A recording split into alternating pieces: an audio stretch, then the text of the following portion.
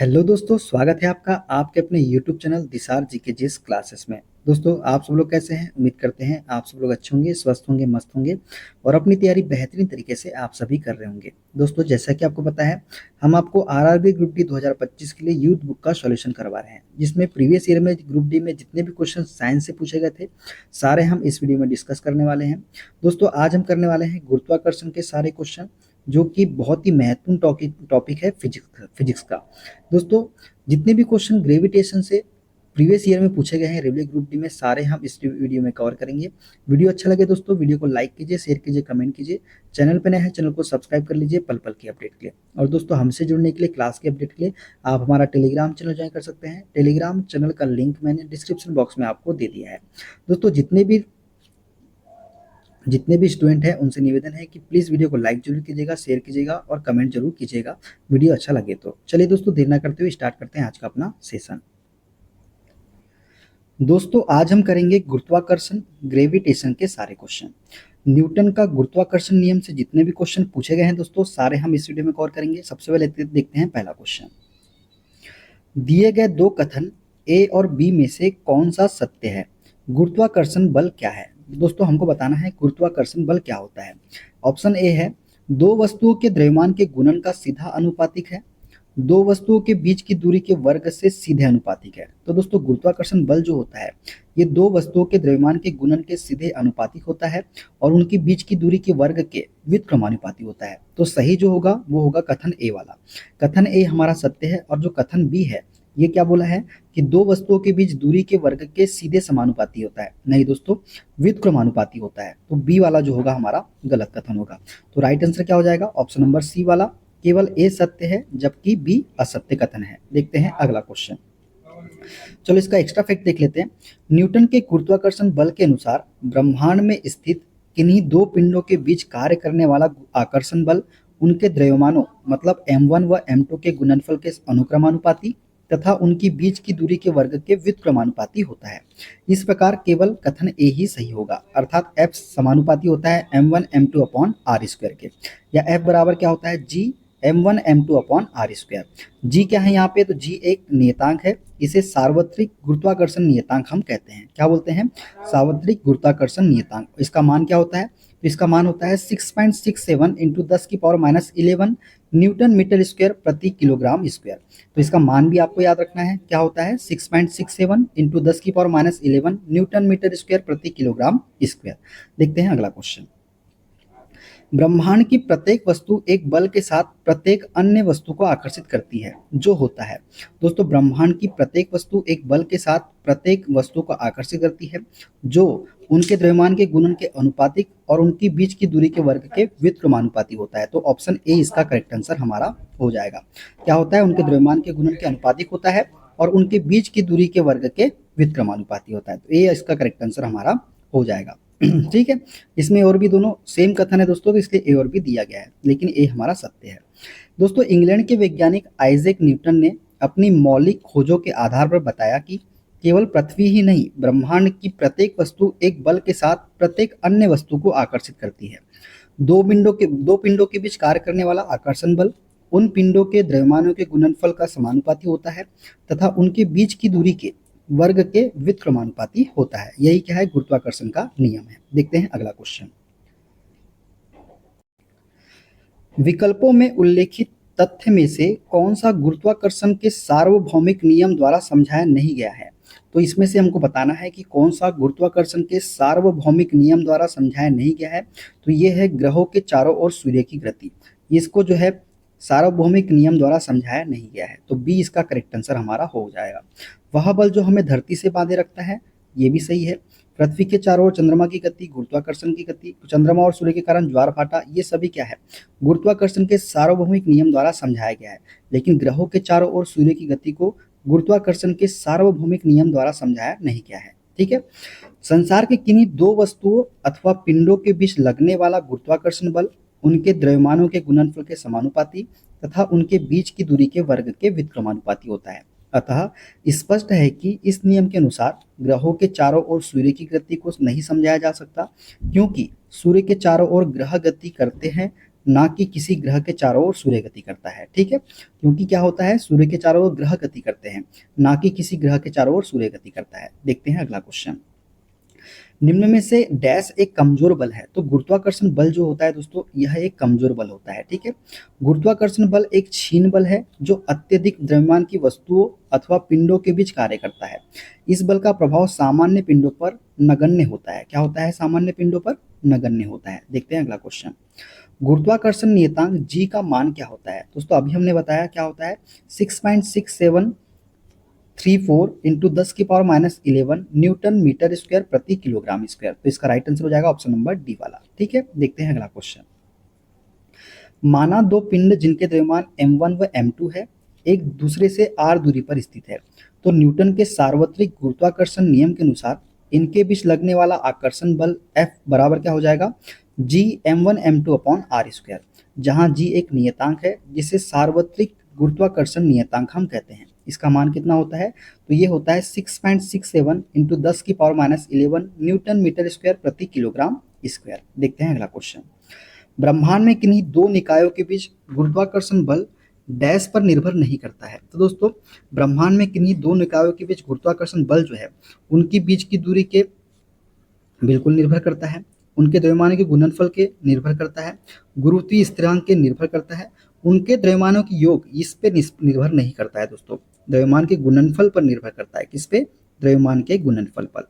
देखते हैं गुरुत्वाकर्षण बल किसी भी दो पिंडों के बीच मौजूद आकर्षण बल है। दो कणों या पिंडों के बीच कार्य करने वाला आकर्षण बल उन कणों अथवा पिंडों के द्रव्यमानों के गुणनफल के समानुपाती तथा उनके बीच की दूरी के वर्ग के व्युत्क्रमानुपाती होता है।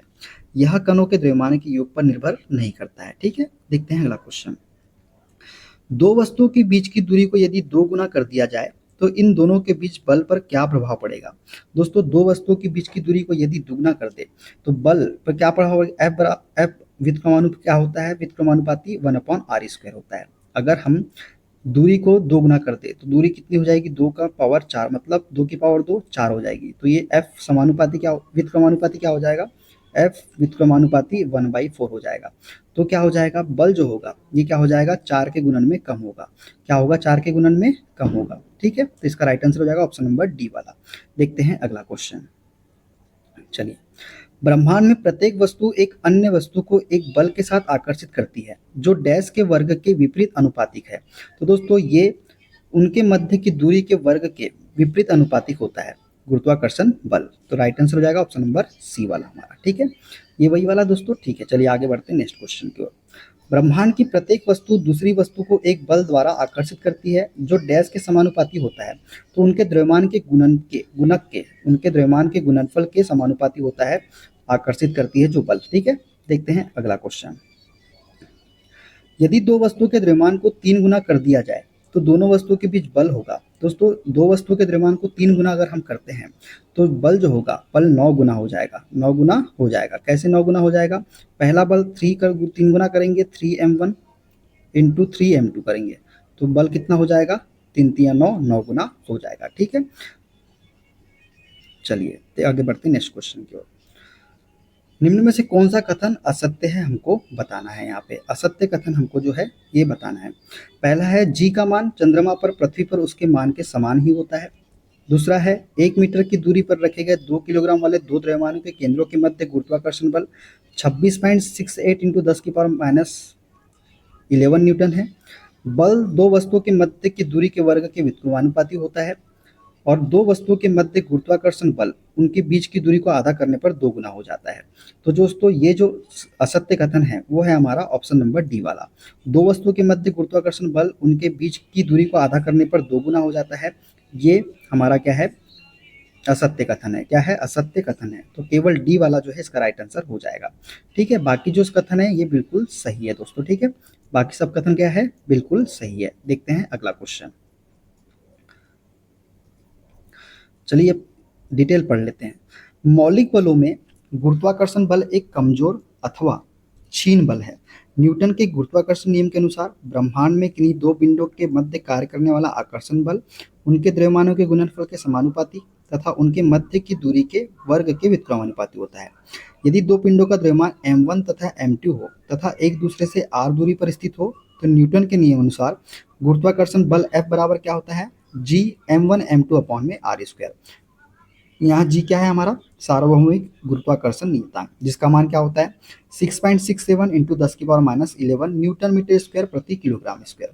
प्रश्नानुसार दोस्तों दी गई दूरी है 1 मीटर, m1 बराबर है m2 का द्रव्यमान मतलब 2 किलोग्राम, तो उनके केंद्रों के मध्य लगने वाला गुरुत्वाकर्षण बल जो होगा वो होगा कितना 26.68 इंटू 10⁻11 न्यूटन। जब इसको सॉल्व करेंगे तो जी का मान हमने ये रखा m1 m2 2 किलोग्राम और दूरी कितनी दी गई 1 दी गई है। इसको जब सॉल्व करेंगे दोस्तों तो कितना आ जाएगा 26.68 इंटू 10⁻11 न्यूटन। देखते हैं अगला क्वेश्चन -11 में, गुरुत्वाकर्षण बल डैश वस्तुओं के बीच मौजूद होता है परंतु इसे तब तक महसूस नहीं किया जा सकता जब तक कि वस्तुओं का द्रव्यमान बहुत अधिक जैसे कि ग्रहों में नहीं होता है।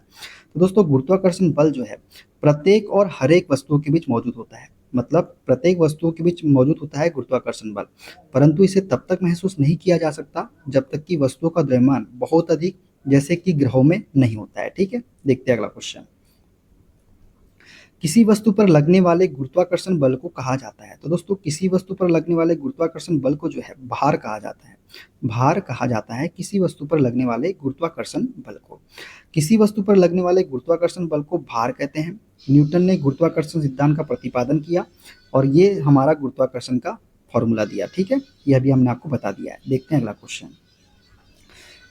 गुरुत्वाकर्षण द्वारा किया गया कार्य किस पर निर्भर करता है। तो दोस्तों गुरुत्वाकर्षण द्वारा किया गया कार्य जो है ये वस्तु की आरंभिक और अंतिम अवस्थाओं की ऊर्ध्वाधर ऊंचाइयों के अंतर पर, किस पर, वस्तु की आरंभिक और अंतिम अवस्थाओं की ऊर्ध्वाधर ऊंचाइयों के अंतर पर जो है निर्भर करता है। तो ए इसका करेक्ट आंसर हो जाएगा। देखते हैं, देखिए गुरुत्वाकर्षण द्वारा किया गया कार्य जो होता है W बराबर mgHf minus mghi, mg common ले लेंगे तो hf माइनस hi, मतलब इनकी ऊंचाइयों के अंतर पर निर्भर करता है ऊर्ध्वाधर रूप में, है ना। देखते हैं अगला क्वेश्चन,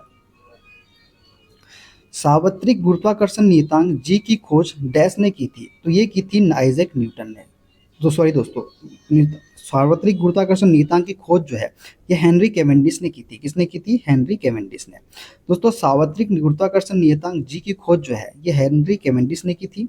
न्यूटन ने बताया कि दो पिंडों के बीच कार्य करने वाला आकर्षण बल उन पिंडों के द्रव्यमान m1 m2 के गुणनफल के समानुपाती तथा उनके बीच की दूरी के वर्ग के क्या होता है, व्युत्क्रमानुपाती होता है। ठीक है, और जी एक गुरुत्वाकर्षण स्थिरांक है जिसकी खोज किसने की थी? तो हेनरी कैवेंडिश, आपको याद रखना है। ठीक है, देखते हैं अगला क्वेश्चन, गुरुत्वाकर्षण का सार्वभौमिक नियम डैश पर लागू होता है। तो दोस्तों गुरुत्वाकर्षण का सार्वभौमिक नियम जो है ये वस्तुओं के किसी भी युग्म पर लागू होता है। क्या होता है? वस्तुओं के किसी भी युग्म पर।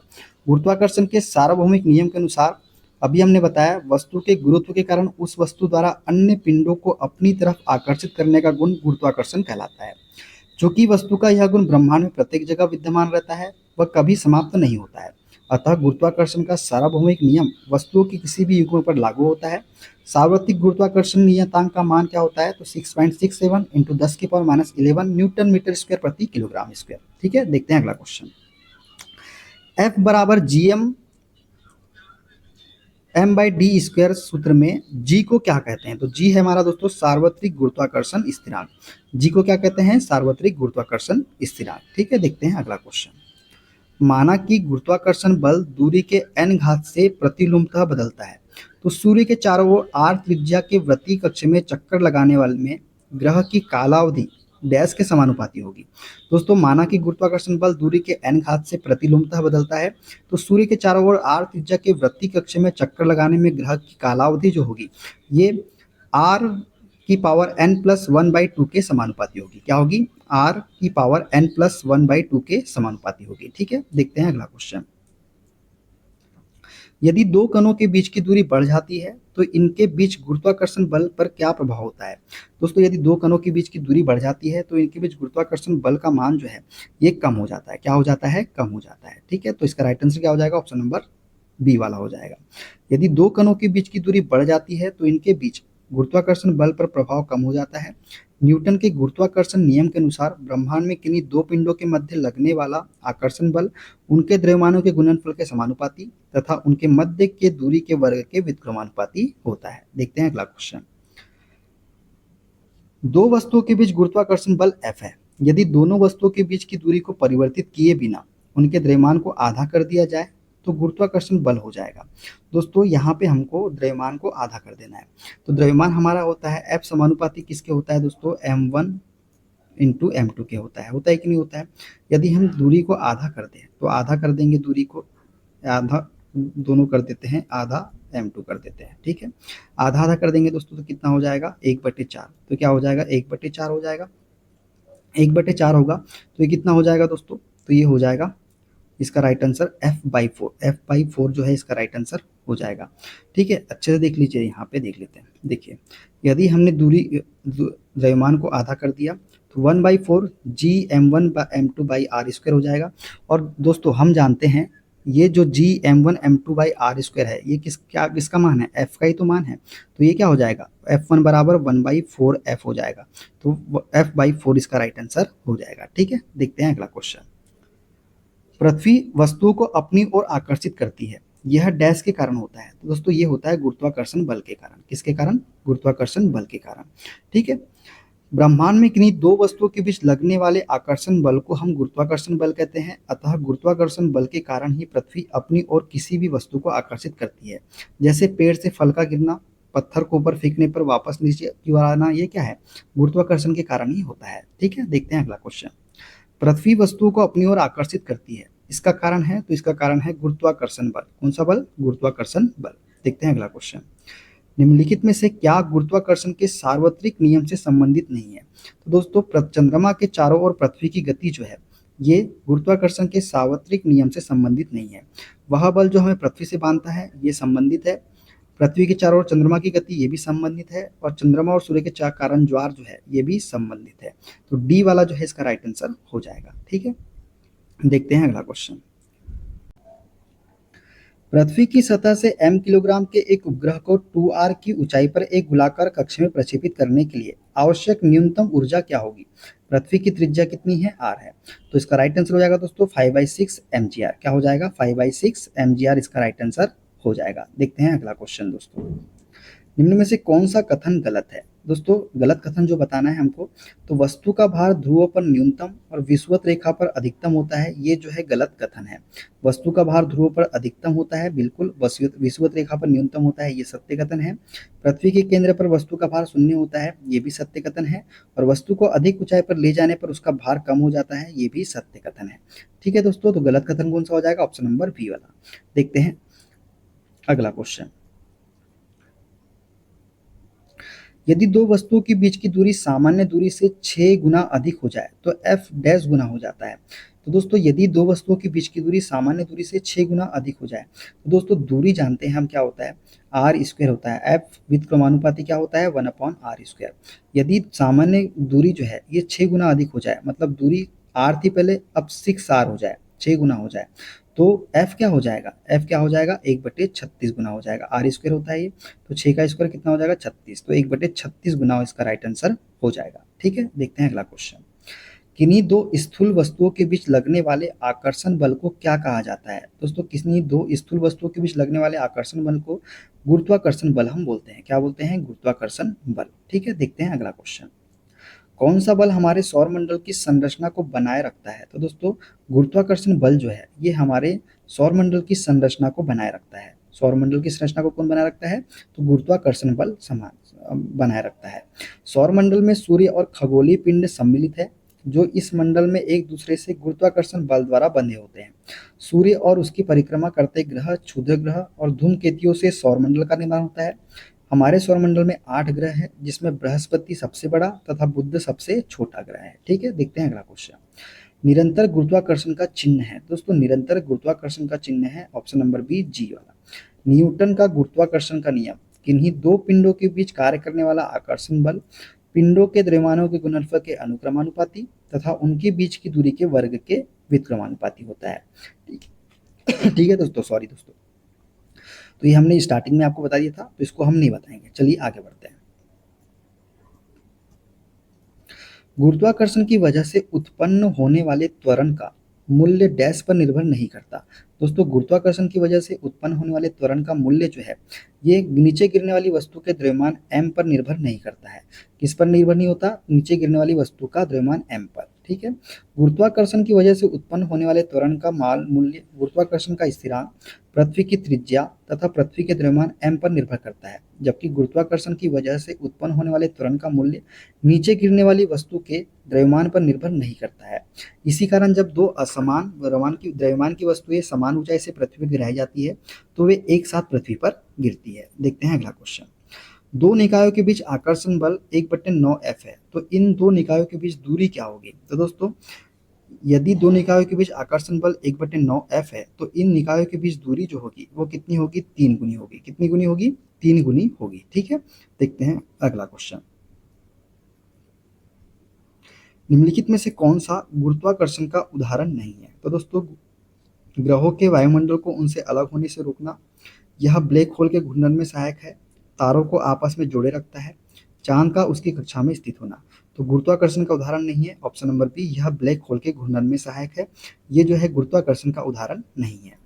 किन्हीं दो पिंडों के बीच कार्य करने वाला बल गुरुत्वाकर्षण बल, उससे उत्पन्न बल को गुरुत्वाकर्षण बल कहते हैं। जैसे चंद्रमा का पृथ्वी के चारों ओर परिक्रमा करना, पृथ्वी का सूर्य के चारों ओर परिक्रमा करना, एवं ग्रह के वायुमंडल को उनसे अलग होने से रोकना, तारों को आपस में जोड़ना, चांद का उसकी कक्षा में स्थित होना इत्यादि क्या है? गुरुत्वाकर्षण के उदाहरण है। ब्लैक होल के घूर्णन के लिए गुरुत्वाकर्षण जिम्मेदार नहीं होता है। ठीक है। देखते हैं अगला क्वेश्चन। किसी गेंद को यदि ऊपर की ओर 25 मीटर प्रति सेकंड के प्रारंभिक वेग से फेंका जाए तो इससे अपने उच्चतम बिंदु तक पहुंचने में कितना समय लगेगा? जी का मान हमको यहाँ पे लेना है 10 मीटर प्रति सेकंड स्क्वायर।